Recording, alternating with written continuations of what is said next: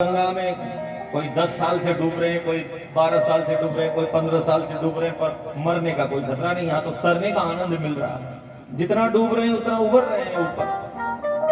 क्या अद्भुत शक्ति है कथा गंगा की। और उन गंगा मैया में नहाने के लिए जाना पड़ता है। ये तो घर घर में, गांव गांव में, नगर नगर में नहलाने आती है ये गंगा। वो गंगा सच में आ जाए तो हम परेशान हो जाएंगे। इसलिए और एक बड़ी सुंदर बात कह रहे हैं, बाहर की गंगा में जाओ तो तन का ताप मिटाती है, तन की गर्मी मिटाती है बाहर की गंगा मैया। पर भागवत कथा रूपी गंगा में स्नान करो तो मन की गर्मी, मन का ताप मिटाती है भगवान की कथा गंगा। फायदा ही फायदा, देखो कितना फायदा है। एक कथा सुनो,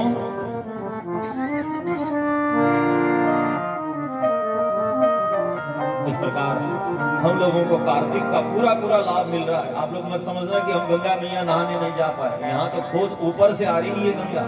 वहां जाओ तो पैर लगते हैं माता गंगा जी को, और यहाँ तो ऊपर से आकर के गंगा की त्रिवेणी धारा, भक्ति, ज्ञान और वैराग्य की त्रिवेणी में नहा रहे हो आप लोग ये जो कथा करवाते हैं आप सभी उमरपुर वासी, तो ये कोई आप लोग साधारण इस बात को हल्के में मत लेना।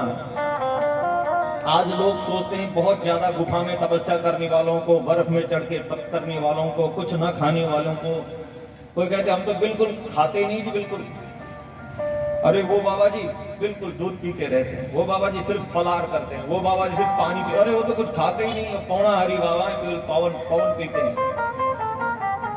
ऐसा सोचा जाए तो ये जितने भी जंगल में बंदर रहते हैं वो फल ही खाते हैं, पत्ते ही खाते हैं, तो उनको भगवान मिल जाने चाहिए। ऐसे ऐसे जीव हैं मिट्टी के अंदर, वो कुछ नहीं खाते, ना उनको पानी पीने की जरूरत पड़ती है, ना उसको भोजन करने की जरूरत। क्या उसको भगवान मिल गए? माता शबरी भील जात की, तो 7 साल की बच्ची है। बचपन से पूर्व जन्म का संस्कार था। पता लगा कि उनका ब्याह होने वाला है, तो बहुत सारे पशु लाके बांधे गए। ये क्यों लाए गए हैं? बोले आपका विवाह है ना, तो उसमें जो बाराती आएंगे उनका स्वागत करने के लिए इनको काट के खिलाया जाएगा। 8 वर्ष की शबरी व्याकुल हो गई। एक मेरी शादी के लिए इतने जीव मारे जाएंगे। घर छोड़ के भागी, जंगल रहने लगे। और जंगल में रहती है शबरी मैया, 8 साल की बालिका है, बच्ची है। मतंग मुनि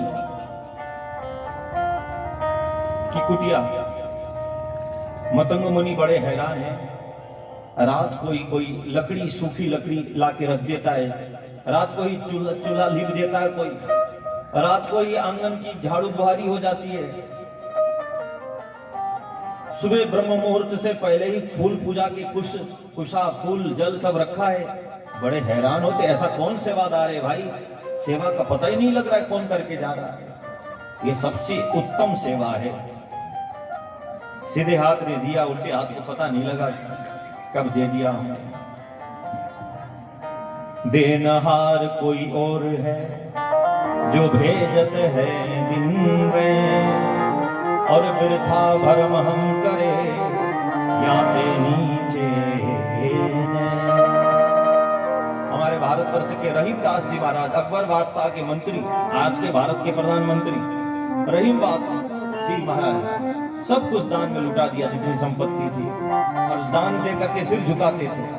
अरे भाई दान देते हैं तो आप झुकाते क्यों हैं सिर शर्म से?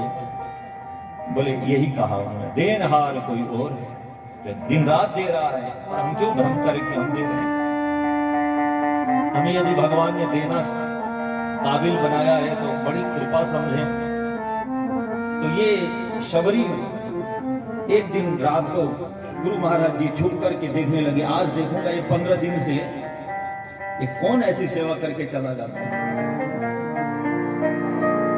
एक छोटी बालिका करके ये सब करते हुए जब देखा, गदगद हो गए। बड़ा सुंदर भाव है। अरे बेटी रुक जाओ, क्यों छुप छुप के सेवा करती है? इतना सुनते ही वो तो भागी बेचारी, डर के मारे, महात्मा मुझे डांट न दे। उन्होंने रोका, तुझे मैं डांटूंगा नहीं, वापस चली आ। अरे तू तो मेरी बेटी है। जब वापस आई, प्रणाम किया, देख तुझे डरने की जरूरत नहीं, मेरे पास में ही कुटिया में कुटिया एक बना ले, मेरी कुटिया के बगल में छुप करके सेवा मत कर, मैं बहुत खुश हूं तेरी सेवा से। 8 वर्ष की शबरी मैया मतंग मुनि की शिष्या बनी, राम तारक मंत्र की दीक्षा दी और गुरु महाराज जी की सेवा करने लगी। 8 साल की शबरी मैया 80 साल की बूढ़ी हो गई। कभी कभी हम वृंदावन धाम में हमारे राधा वल्लभ लाल जी की जो सेवा होती है ना, फूल